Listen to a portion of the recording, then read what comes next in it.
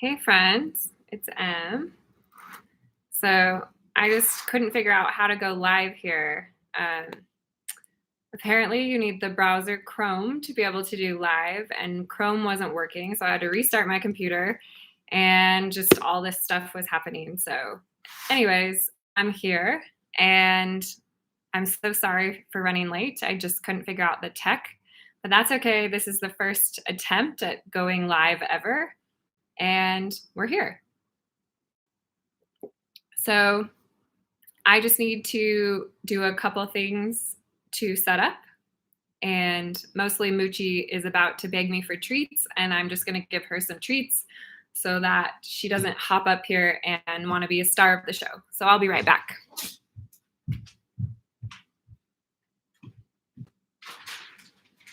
Here you go, bunny.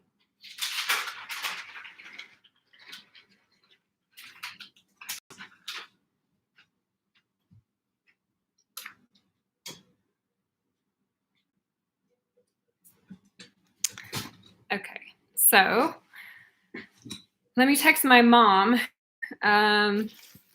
She wanted to watch and didn't have the link. I wonder if I can send the link to her somehow. Well, hopefully I'll just text her and then gotta get my phone.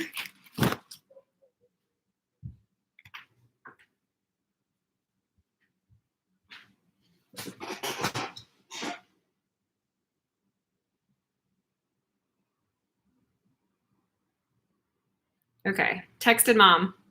Send a text to mom.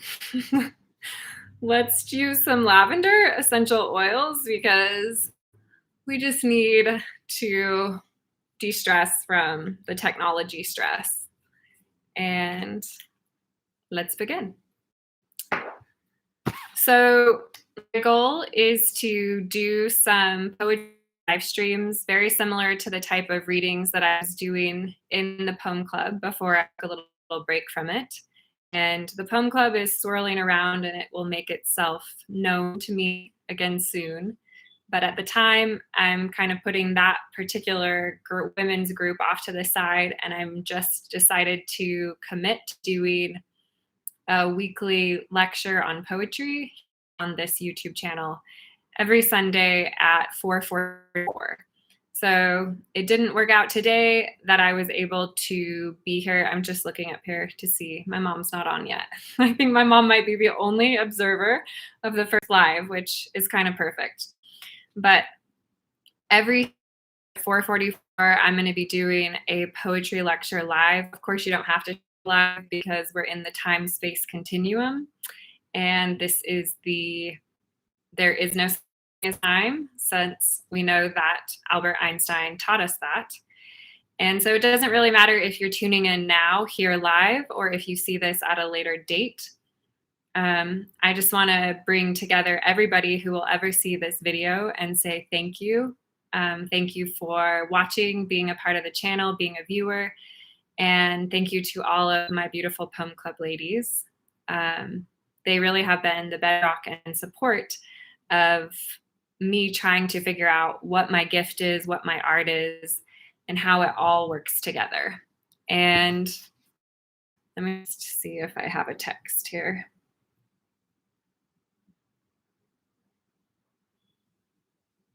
Nope, but that's okay. Okay, so for the next few weeks, I just want to give you guys a little bit of an overview about what we'll be studying. You do not have to buy the books. If you want to, you can. So we're going to look very closely at this Mr. Poet Jack Spicer. You can see this book is well loved and worn in my life, but I really recommend that everybody go get this one for sure, The Collected Works of Jack Spicer. We're going to look at a few of his poems in the progressive weeks as we go. I also feel like you guys will really love possibly get The Fire and The Holy Forest. So this is the poet that I did my dissertation on, poet Robin Blazer, and his collected works of poetry, and this is his collected works of essays. The essays really are where it's at. So you don't have to buy any of these books. just if you want to read along with me and you want to kind of use this as a class, like a college poetry class, with a spiritual poetry teacher. I can say things I can't say in the academy. Then, yes. Now, another poet we're going to be looking at is poet Mina Loy. Mina Loy. This is a beautiful, beautiful poet. This is a great book, The Lost Lunar Baedeker. The Lost Luna Baedeker. Lost Luna Baedeker. Finally, we're going to read my good dear friend James Metz. He is this book, Dark Art. And this is like a tiny monograph by his little, but I have a special note in here. And I want to read the note to Emily. If this book says that poetry is the darkest art, then you, and remember, I am you are certainly the light. XO, James. So I really think that James is like the Dante of our time. When it's all said and done, canon has shifted around. I think he will emerge as, and I feel so blessed and lucky. Oh, I love when the birds fly by. I feel so blessed and lucky that he has been in my life. So we're going to look at this. And then the last but not least book is the book we're reading tonight, which is poet Robert Duncan, The Opening of the Field. And I really recommend Roots and Branches and Bending the Bow, but this is really a great book. And that is why when I did my live on Instagram the other day, I said that we would be reading The Opening of the Field by Robert Duncan. Look at this beautiful image. And yeah, we're going to read just the first poem in the book, my favorite. So I'll begin by reading the poem aloud. And one of the best poetry classes I ever took was in Chicago at the School of the Art Institute. And we met each week in this big, beautiful, giant ballroom just across the street from Millennial. Oh my gosh, Emily, have you forgot? Chicago feels like a lifetime ago. But it was across the street from, you know, that sculpture where the two faces look right at each other and then suddenly they spit water out? The ballroom was just across the street from that. And my friend Morgan Pauley and I both took Jesse Ball's class. Jesse Ball is a really cool writer. He writes mostly through lucid dreaming. And we also took a class on lucid dreaming from him. But this class was something like I'd never experienced before in all of the poetry education I'd ever done. And the very first day he walked into class and he just slammed a book down on the podium in the beautiful ballroom. And he walked away and the whole class just sat there. We were all just sitting in the ballroom. And finally, I don't know, it was like Colin Winnett or Ben, somebody understood what he was saying, and they walked to the podium and they opened the book of poetry, bibliomancy style, and they read, and they read, and they read, and they read, and they read a little longer than everyone in the ballroom would have liked them to read. I do remember thinking, like, what is happening? Is he just stilling the show? But finally, he closed it, put back on the podium, and the next person came up and opened and read. Anyways, as the story goes, we did that for an entire semester. So think like 4 or 5 months. We just sat there and listened to people read poetry. And I never learned as much as I learned about poetry as I learned that semester, except for probably when I studied with Donald Ravel or Ben Ramke or Eleni Sakilianos or Silas Adderstrom. But really, there was something I learned about listening in the ballroom class. And so welcome to my ballroom. This is my apartment in Salt Lake City, Utah. I'm not going to be living here much longer. I'm packing everything up into boxes and going to be going on a big journey. So we'll likely be reading poems every Sunday as I travel. And I think this will be a fun way for me to be able to still get to talk to my mom and dad a little. And I know that they'll be watching probably every Sunday at 4:44 or whenever they want to, because it will always be recorded.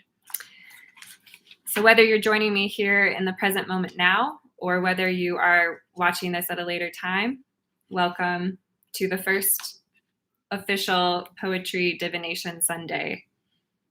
I would like to read you a poem by poet Robert Duncan. Often I am permitted to return to a meadow.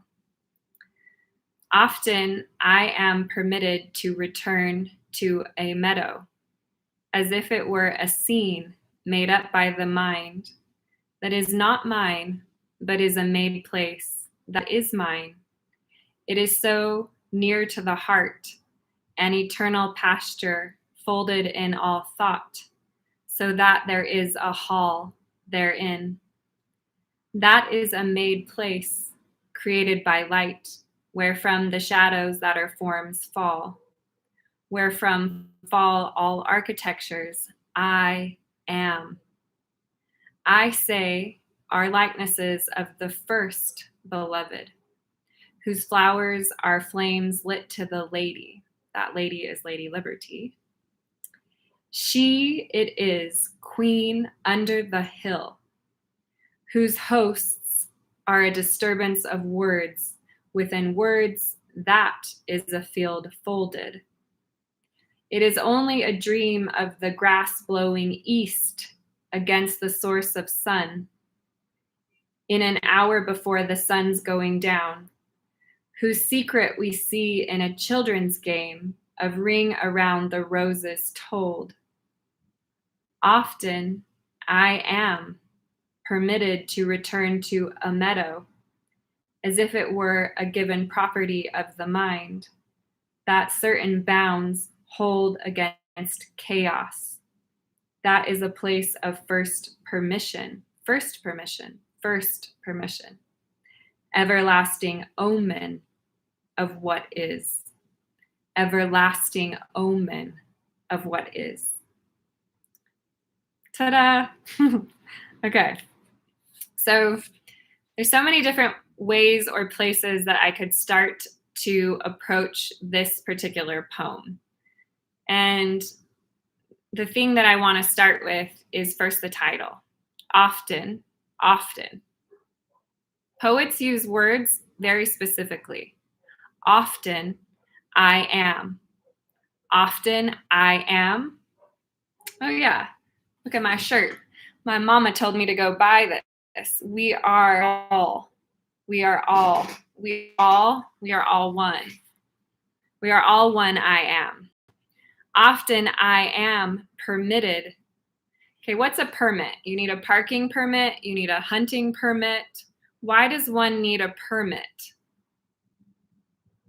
And what a weird word for a poet to use. Often I am permitted to return. Okay, it's a permit to return somewhere, to return to a meadow. What meadow might that be? I think it's Rumi's meadow. Out beyond the ideas of right doing and wrong, there is a field. I'll meet you there, where the soul lies down in the grass. And even the phrase, the words, each other, doesn't make any sense. That is a place of first permission, everlasting omen of what is. For weeks now, I've been hearing that Rumi poem side by side or next to having a conversation or a correspondence with this poem. Often I am permitted to return to a meadow. And so, you know, my deck door is open and there's just dogs barking and motorcycles driving by and all the things. So let me just go shut that other door. I just realized it was open.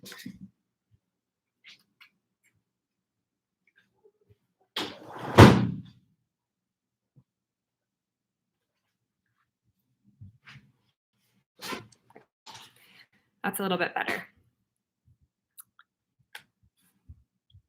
Okay, so then I am, the mighty, majestic, great I am. Let's talk about I am. If you've ever taken a course with me, I once did a lesson on I am, 2 words to change your life. It's a really great lesson, and if anybody has interest in seeing it, I would like to send you the link for free. But often I am permitted to return to a meadow as if it were a scene made up by the mind. Made up by the mind. Okay, how many times a day are we living in our imagination, making up a scene by our mind? Often. We often do that. In fact, as human beings on a planet, all of us have a private life where we dream of dreams about ourselves. Okay, you have to know that these 3 people, Jack Spicer, Robert Duncan, and Robin Blazer, you can't really read one of these people without reading the other, because they are the inventors of the Berkeley Renaissance, the San Francisco Renaissance. And I would add Denise Levertov is a very important piece to that. Of course, throw the women out, put the baby out with the water. No, we'll Denise Levertov in correspondence, but really, this is a brotherhood of poets.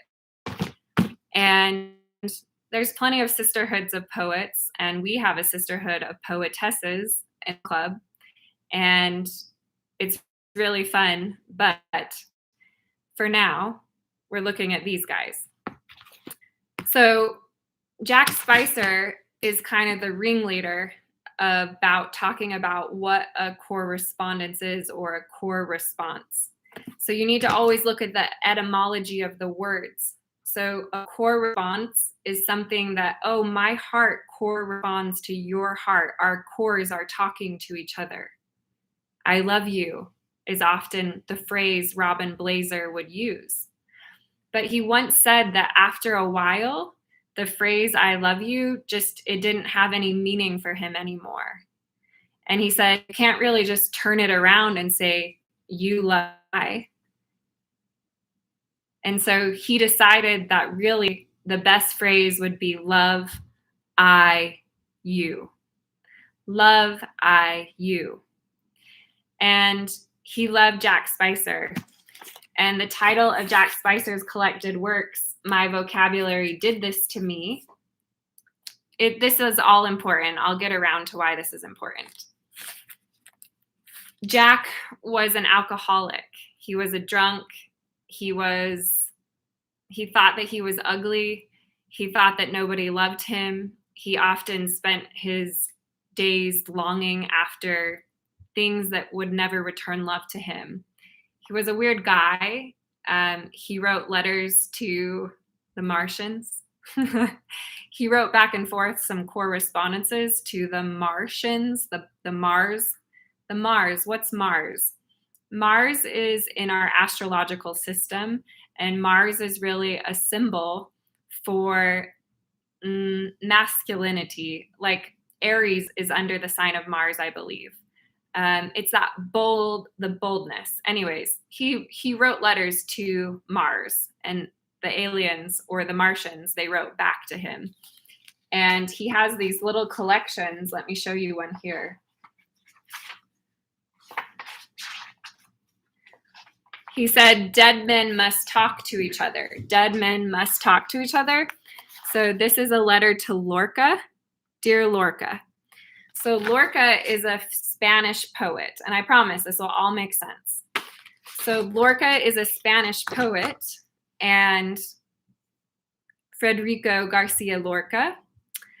And Jack and him would write letters back and forth to each other, even though Lorca lived way before Jack's time. He'd still write these letters to Lorca. And the letters are brilliant. They're some of my favorite pieces in this. So I want to just read you a little piece of this letter. Dear Lorca, I would like to make poems out of real objects. The lemon to be a lemon that the reader could cut or squeeze or taste. A real lemon, like a newspaper in a collage, is a real newspaper. I would like the moon in my poems to be a real moon, one which could suddenly be covered up with a cloud that has absolutely nothing to do with the poem. A moon utterly independent of images. A moon utterly independent of images. The imagination, the mind, it pictures the real. I would like to point to the real, to disclose it, to make a poem that has no sound in it, but the pointing of a finger. We have both tried to be independent of images, to make things visible rather than to make pictures of them, right? In poetry, as poets, as artists, we're always trying to create a perfect image. No one says a poet is writing a picture. No, a poet writes an image. This is what the imagism movement is all about. We can think about imagism in the purest sense of the form when we think about poets like Ezra Pound, A Station in the Metro, or William Carlos Williams, This Is Just to Say, or H.D. Hilda Doolittle. These are our imagist poets. So an image, as Ezra Pound would say in his essay, A Retrospect, he would say an image occurs in an instantaneous moment of time. It occurs in an instant, right? It's instantaneous, an image.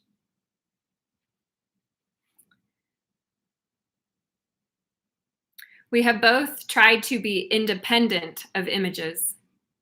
You from the start, and I only when I grew old enough to tire of trying to make things connect, to make things visible rather than to make pictures of them.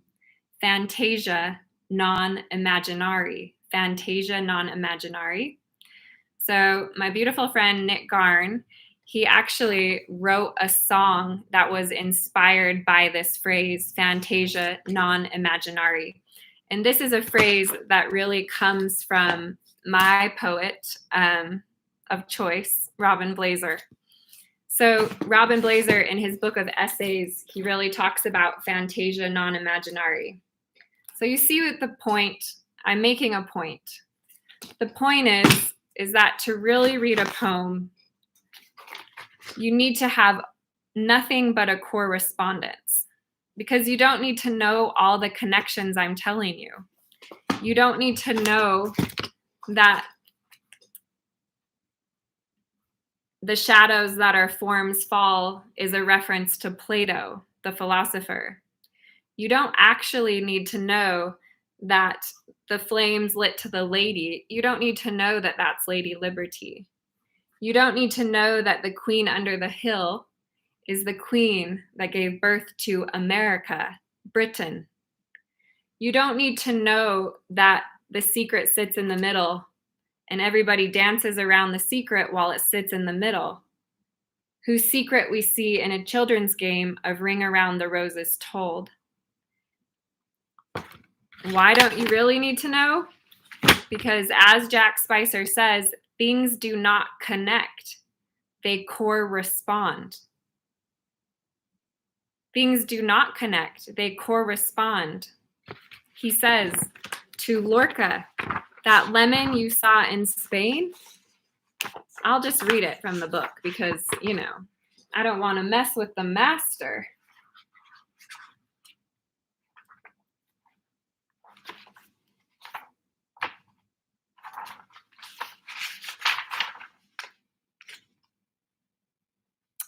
Things do not connect, they correspond.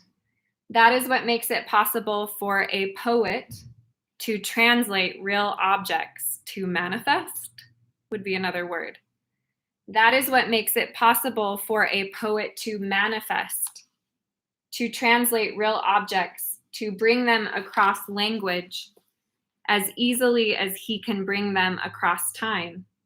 That tree you saw in Spain is a tree I could have never seen in California. That lemon has a different smell and a different taste. But the answer is this. Every place and every time has a real object to correspond with your real object. That lemon may become this lemon, or it may even become this piece of seaweed, or this particular color of gray in this ocean. One does not need to imagine the lemon. One needs to discover it. Okay, discover it. James Metz, this poet, this beautiful alchemical poet, he once taught me a really important poetry lesson. I was having a hard time as a poetry teacher. I talked about this in my TED Talk. I couldn't get anybody excited to learn about poetry. He said, this is what I do for my students. I tell them, I don't care what the poem means. Make your own goddamn meaning. Read the poem and make your meaning. What does it mean? What does it mean? Make it up. Discover it. Discover what the poem means to you, because it doesn't matter what the poem meant to Robert Duncan. It matters what you do with the poem you're given. Does that make sense? Okay, so let's finish Jack Spicer's letter, because we're almost there. Even these letters to dead poets, the Dead Poet Society, poetry, Robin Williams, teaching Walt Whitman, the Dead Poet Society, it's a real thing, you guys. Even these letters, they correspond with something, I don't know what, that you have written, perhaps as unapparently as that lemon corresponds to this piece of seaweed, and in turn, some future poet will write something which corresponds to them. This is the future poet that corresponds to Jack Spicer and Robin Blazer. James Metz is that poet. I'm one of those poets. These guys have deeply influenced my artwork. You can't read my artwork the way I wanted you to read it unless you know all this stuff. But like I said, I don't really care if you know the correspondence. All I care about is if you make your own when you read my poetry.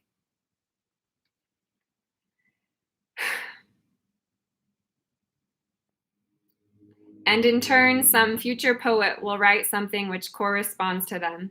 That is how we dead men write to each other. Love, Jack. Okay, so we've learned about a correspondence. Now, let's go back here to the idea about the mind.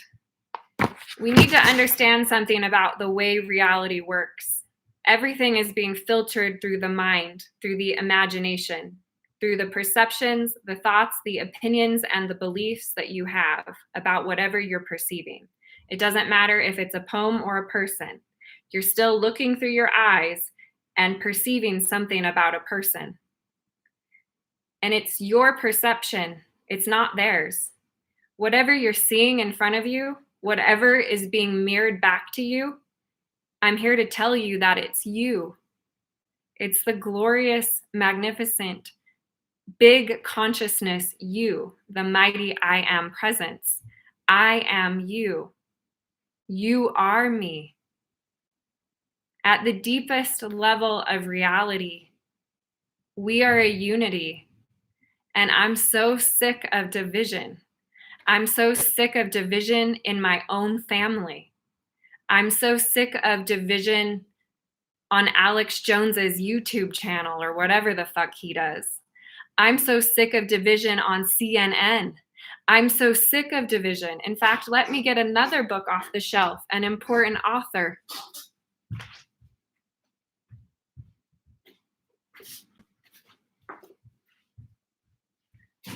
This book is a book that could save and heal the American divide.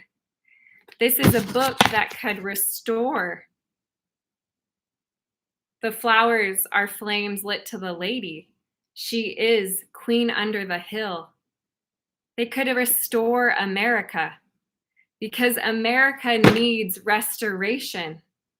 And I'm about to be Alex Jones while I read this poem. And I hope Alex Jones hears this message.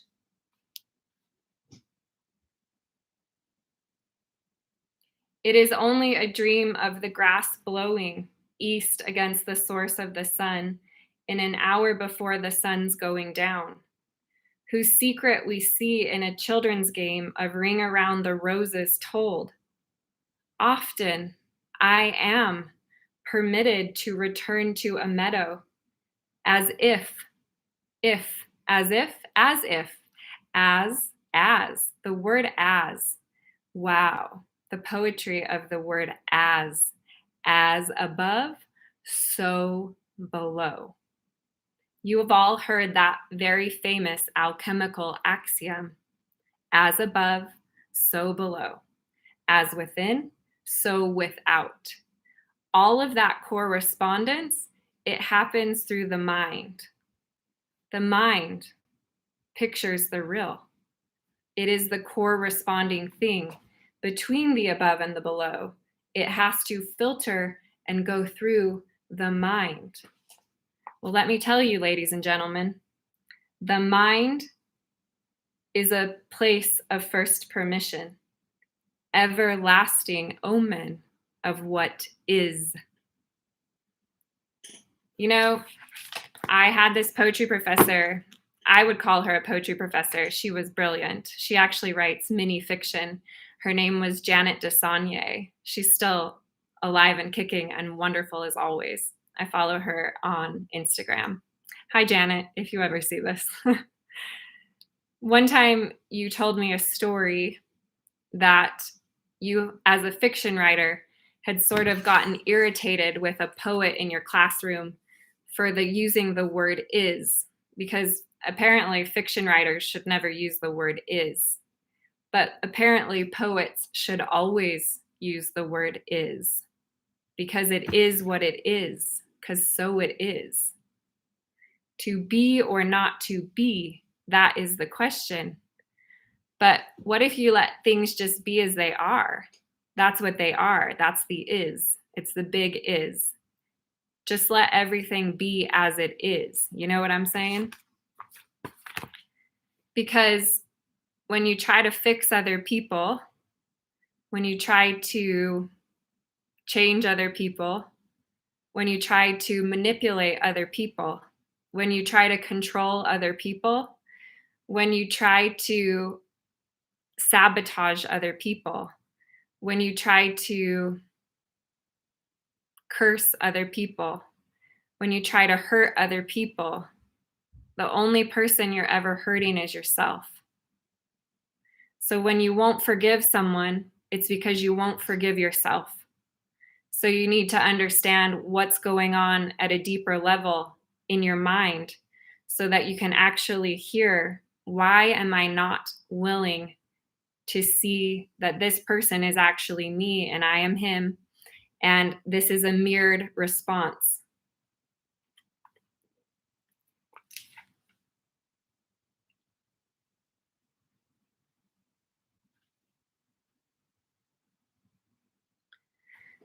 And I think that's the end of this particular poetry lecture. My goal was to do 30 minutes. I'm at 34:06, so I'm already over time. And I feel like the divination and the poetic lesson is complete and that there's plenty of food for thought. But as always, I encourage you to make your own meaning with this poem. Often I am permitted to return to a meadow. And I'll be live next Sunday at 4:44 if all the technical issues go okay and I can just pop on. I think I've learned how to do a live video now, so it shouldn't be a problem. And yeah, I think it's time to, as Americans, as one nation under God, it's time for us to grow up and realize that we're a unity. We're all on the same team. The people who want to project two different sides to every story, whether it's about the Maxine or whether it's about the whatever it is, if it's not that, it's this. If it's not this, it's that. It's the same story. It never changes. It's a story of division.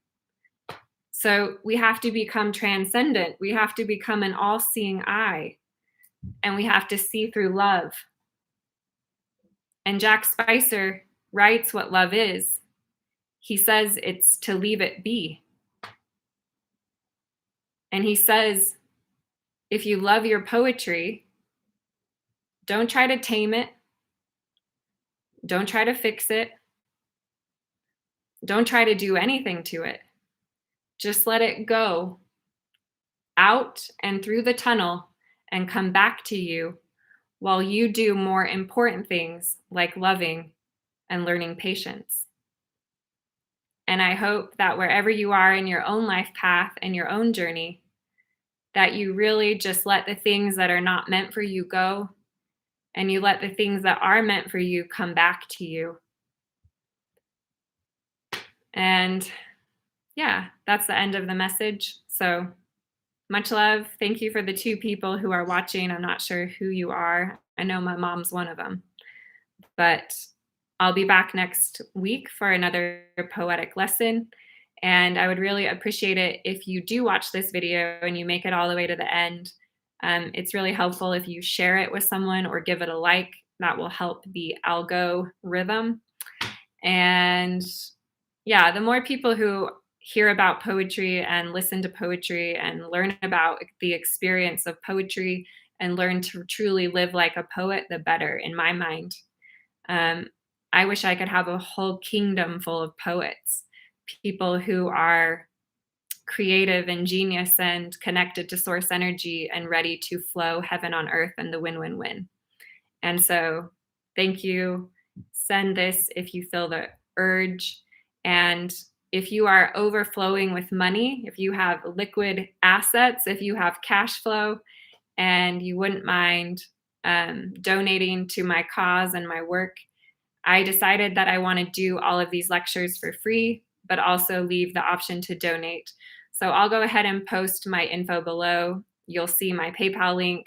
You'll see my Cash App link, and you'll see my, I accept donations in dollars and Bitcoin. So whatever way is comfortable for you to donate. And please, please, please, please, please, please, please, please, please do not donate if you can't take care of yourself. If you're unable to currently take care of your own financial needs, don't ever send outflow out. But if you're literally overflowing, if your cup is overflowing, I would love a donation. And I say that from the heart. Thank you again. You're all beautiful people. And I'll see you later.